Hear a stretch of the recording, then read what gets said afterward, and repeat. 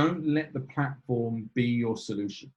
You should already have whatever it is, learning culture, learning mindset, whatever you want to call whatever you're doing, it should already be in place. The platform should just be there to speed it up or to improve it in a way. It shouldn't be, oh, I want to be a learning platform, so I'm going to go and get an LXP and that's going to solve it. No, it'll be a lovely tool, but you've got to coach people in that mindset to be able to just regularly do it, and then the platform will just support it.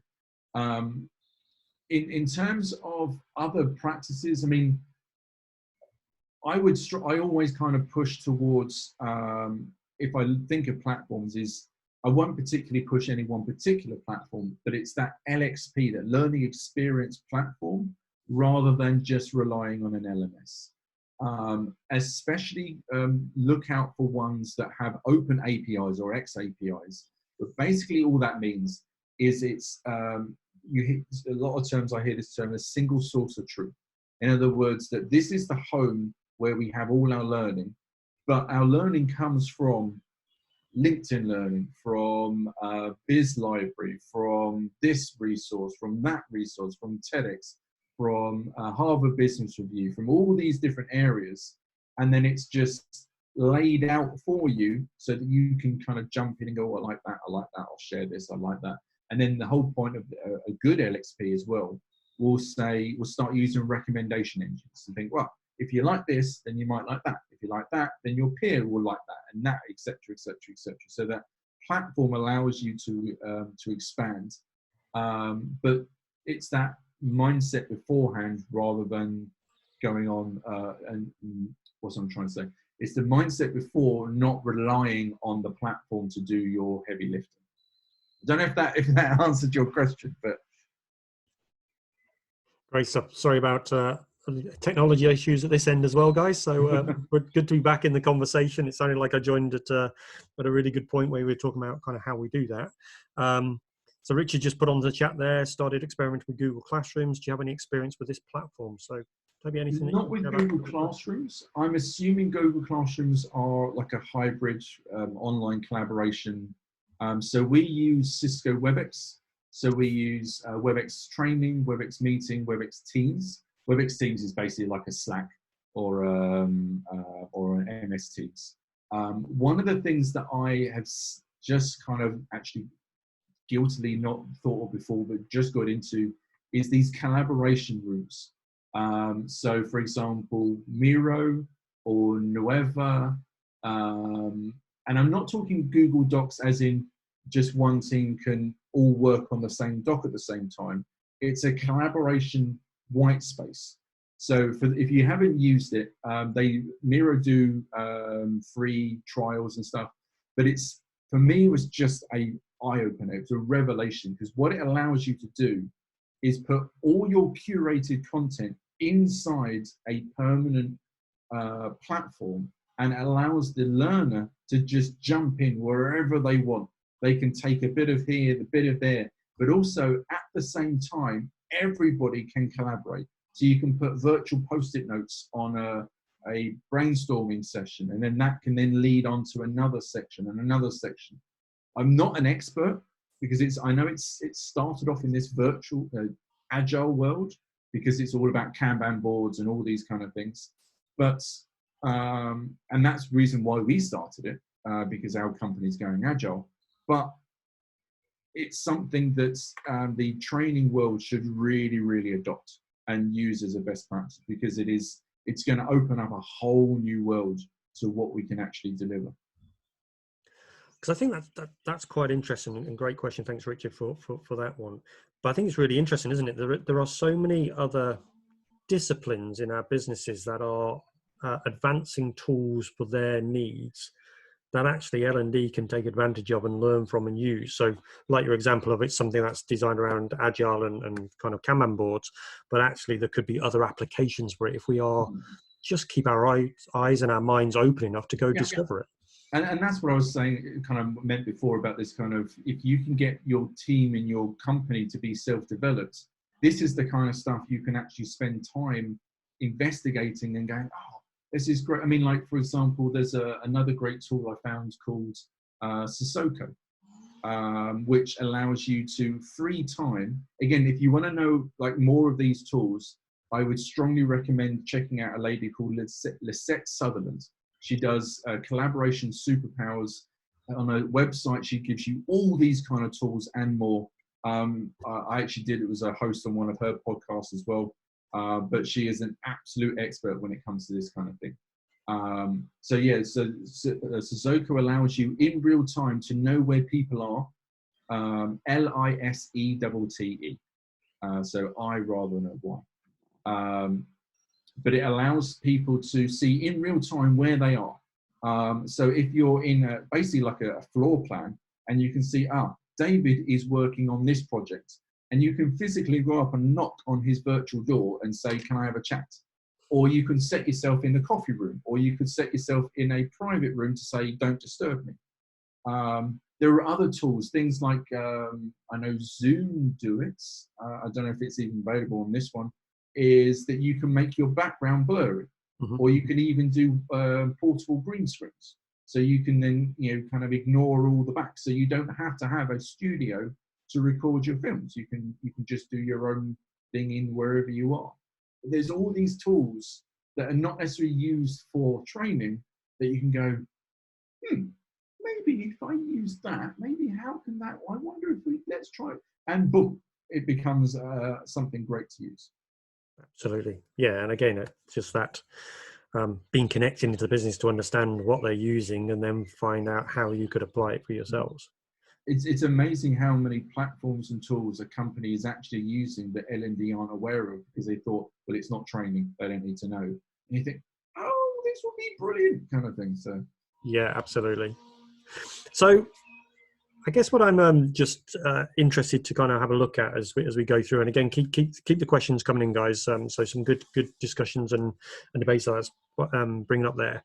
So one of the things that I guess I'm kind of keen to think about is your view as to, as we come back to the start of the conversation, how we keep ahead of the curve. Now, as people are kind of coming into the workplace, and they're coming into the workplace with different knowledge, different experiences, different backgrounds to maybe how we joined.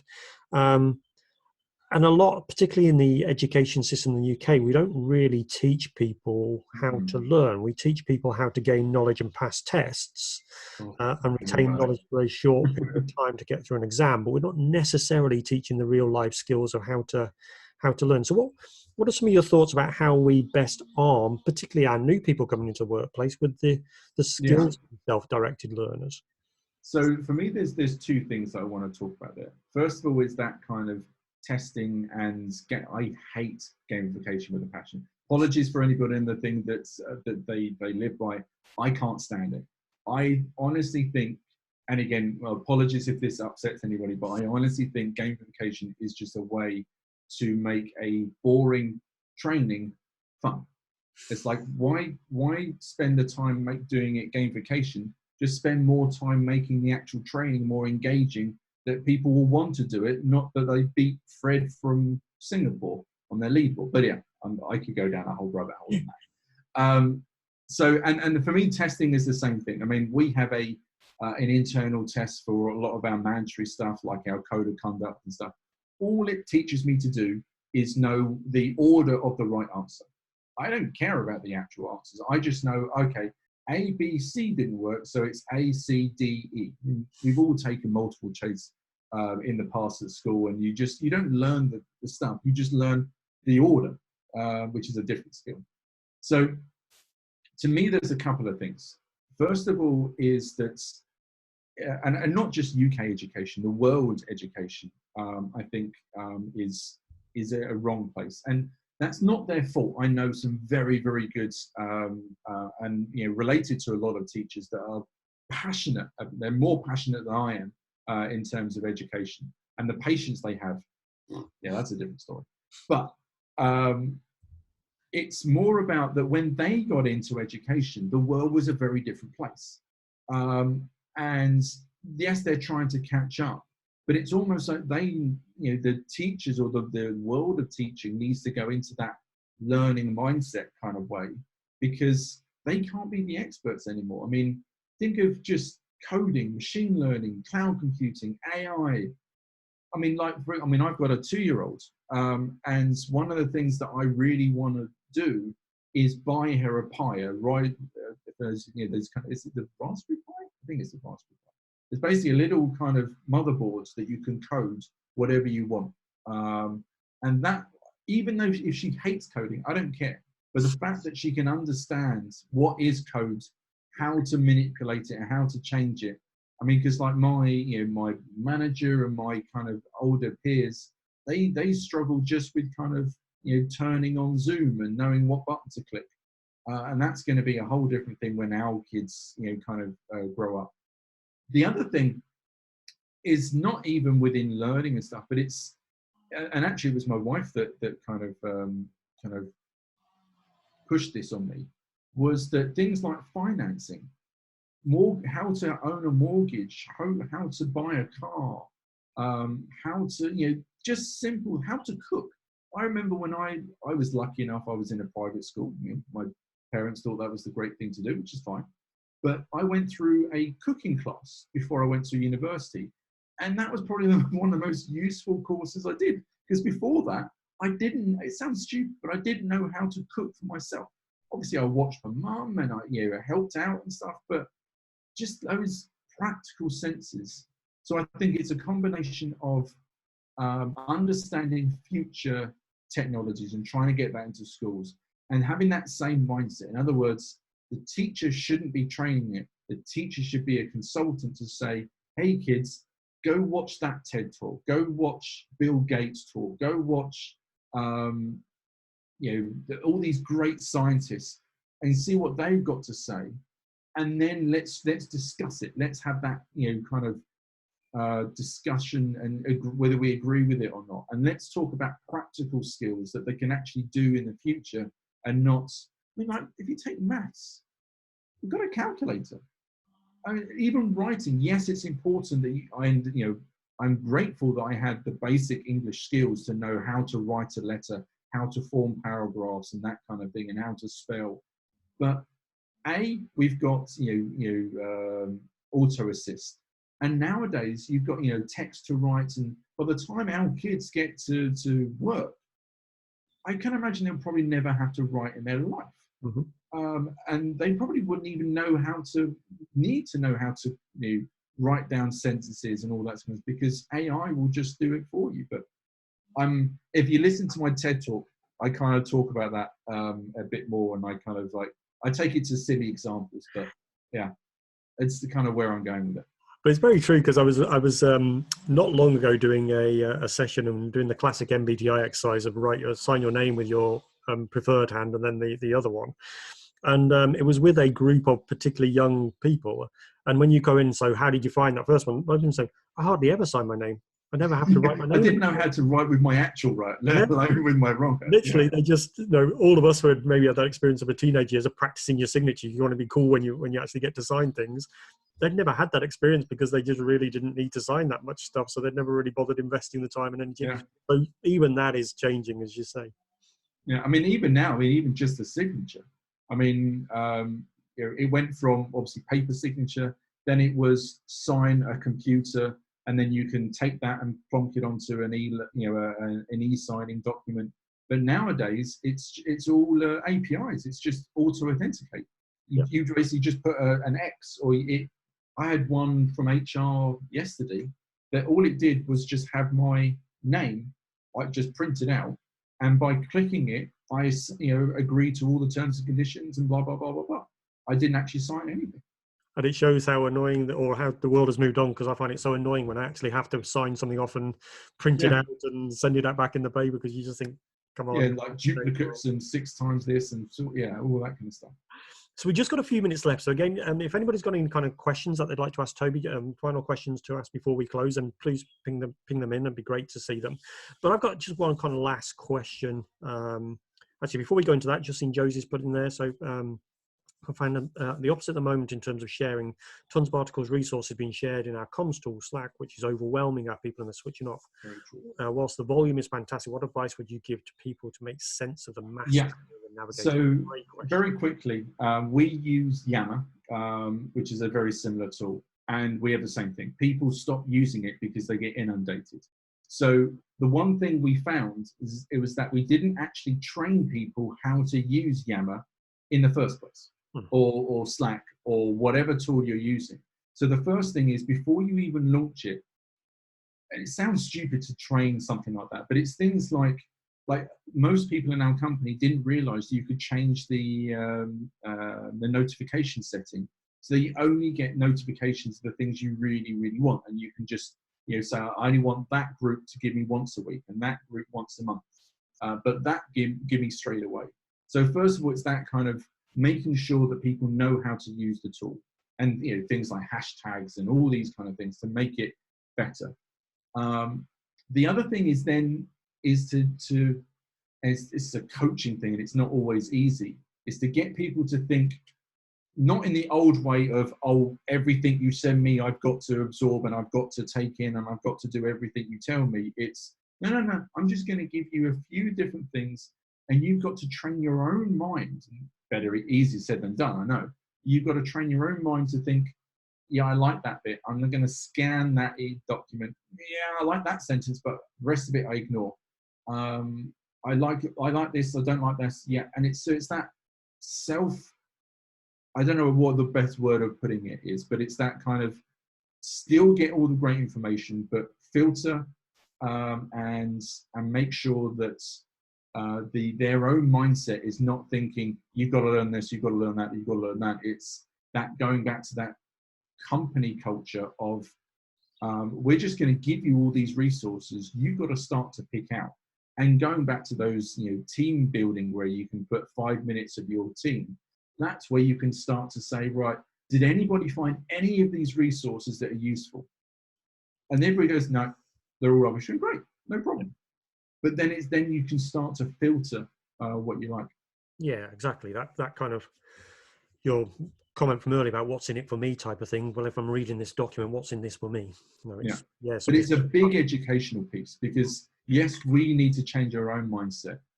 And it's going to take a long time for a company to start to realize, and you've got to find those people that do it really well and highlight them and testimonial them and get them to find out, share best practice. And it takes a lot of work to do, and we're not there by any stretch of the imagination. But I think it's important. Yeah, absolutely. So one last question for me, and again, I'll leave some space and time for anybody else to come in with any additional questions. But we talked a little bit about kind of role of L&D going forward, and I guess I just want to ask you, kind of as you project yourself into the future, and for us to stay ahead of the curve as a function and as a team and learning professionals, what's our role going to be? We've talked about kind of curation and we talked about conduits, but how do you see the learning function needing to adapt to stay ahead of the curve? Yeah, I mean, I think we've touched on a couple of different things. I mean, being a lot more marketing and communication driven, so that we're not in that caught in that kind of experts of this area. I don't think we should be technological experts, because I don't know about APIs. I just know the basics of what they are. But things like, for example, I strongly believe that chatbots are, at least in this short future, is where it's at. Is that you can, but it's important that we know as L&D people how to program, not actual code, but actually kind of build a program behind it, so that when a user goes onto a chatbot and goes, "Hi, I'm looking for this," it will start to find the right things because you programmed it. So I think we need to be, if I was, two things, it would be communication, marketing, I think go hand in hand, and then just being a better tool, technology savvy.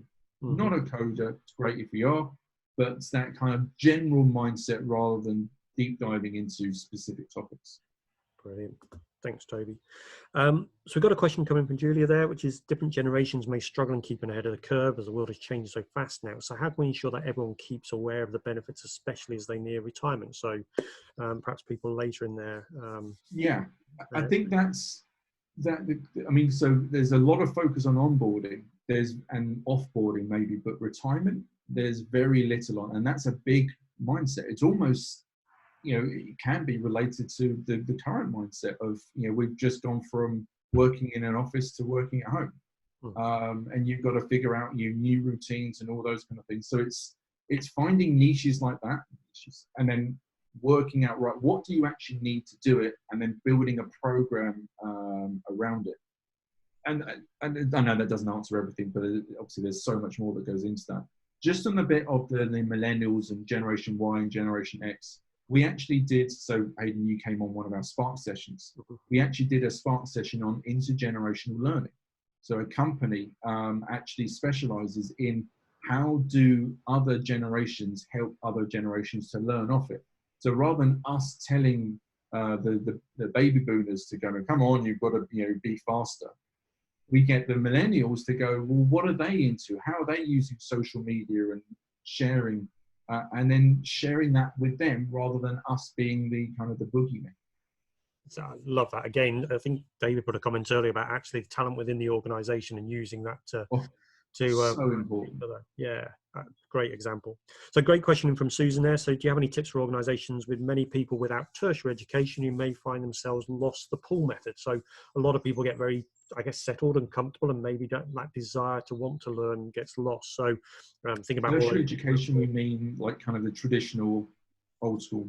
Yeah, absolutely. So I'm trying to think. So like my mum, bless her cotton socks.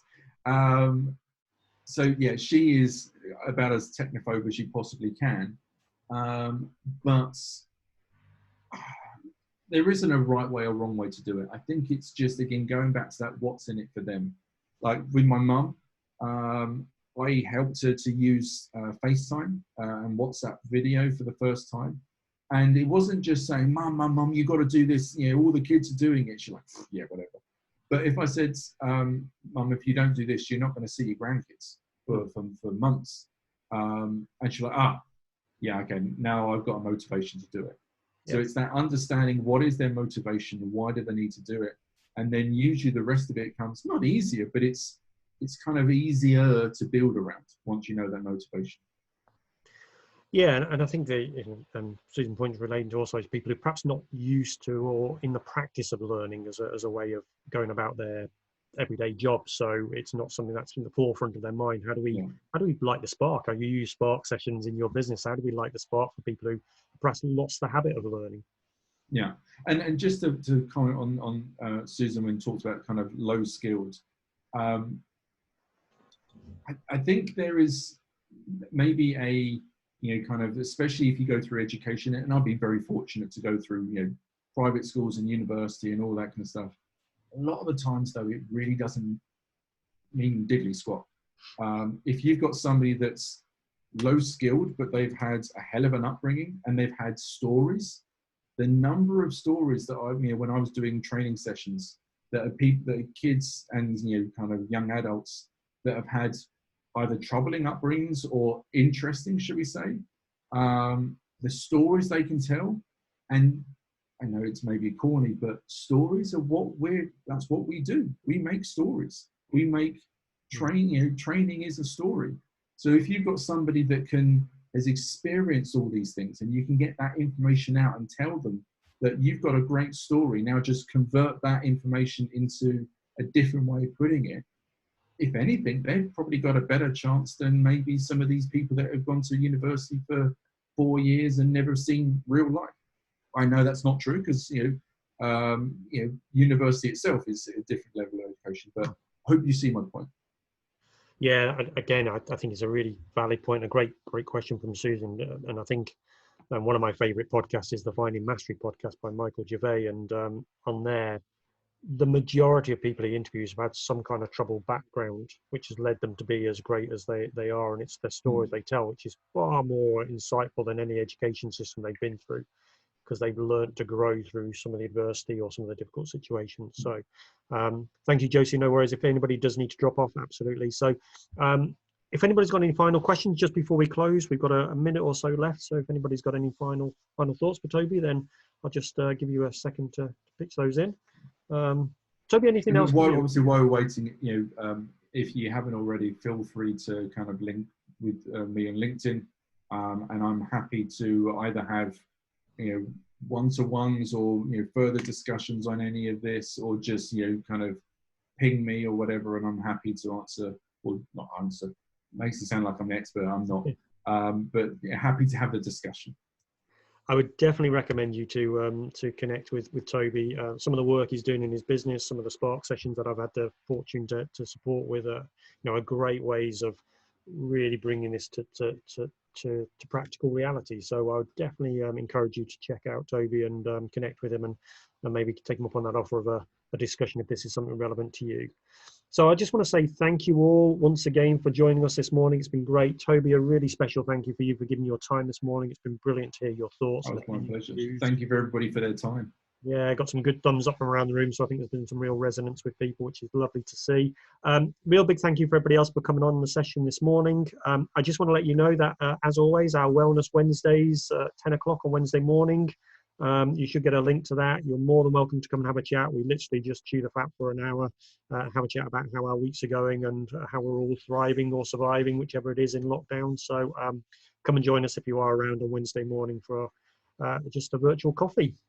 So thank you all. It's been brilliant to see you all. Hope you all have a wonderful rest of the day and a fabulous week, and look forward to seeing you again in another one of our Brain Food community events. So thanks all. And thanks again, Toby. My pleasure. Thanks, guys. See you all soon.